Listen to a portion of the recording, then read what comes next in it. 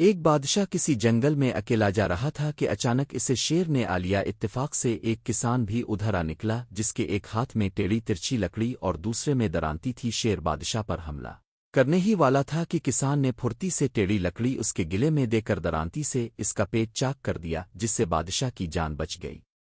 بادشاہ نے کسان کو اس مدد کے صلے میں گاؤں کی نمبرداری کے ساتھ بہت سی زمین بھی دے دیں اور کہا کہ ہر تہوار کے موقع پر ہمارے یہاں دوستوں رشتہ داروں کی جو خاص دعوت ہوتی ہے اس میں تم بھی آیا کرو، کیونکہ تم بھی اب میرے سچے دوست ہو۔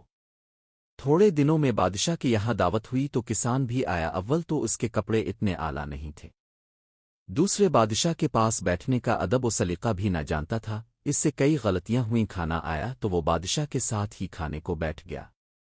بادشاہ نے ناراض ہو کر کہا، تم بڑے گنوار آدمی ہو، چھوٹے بڑے کی تمیز نہیں کر سکتے، بہتر یہی ہے کہ اسی وقت الفاٹے جاؤ۔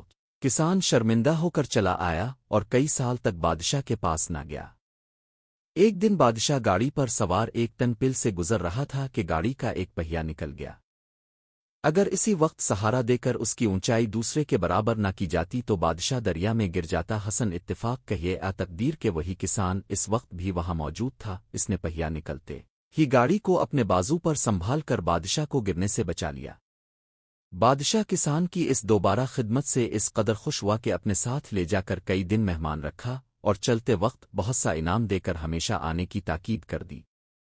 کسان نے کہا، ای بادشاہ سلامت، میں نے 2 دفعہ حضور کی جان بچائی ہے، اب حضور بھی ایک میرا کہا مان لیں کہ میری پیشانی میں درد ہے اور اس کا علاج یہ ہے کہ اب ایک تلوار کا ہاتھ مار دیں، اس میں اگر ہڈی بھی ٹوٹ جائے تو کوئی خوف نہیں، میں چند دن میں اچھا ہو جاؤں گا اور یہ درد جاتا رہے گا۔ بادشاہ پہلے تو مانتا نہیں تھا، مگر کسان کے سخت اصرار کرنے اور زور دینے پر آخر اس نے تلوار کا ہاتھ مار ہی دیا، جس سے 1 انچ گہرا زخم پڑ گیا۔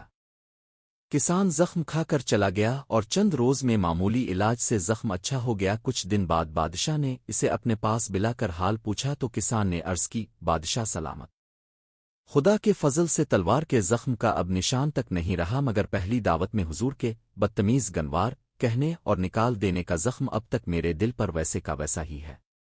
یہ سن کر بادشاہ نے گردن جھکا لی اور کہا، بے شک تم سچے ہو، میں ہی غلطی سے داناؤں کے اس قول کو بھول گیا تھا کہ تلوار کا زخم بھر جاتا ہے مگر زبان کا نہیں بھرتا۔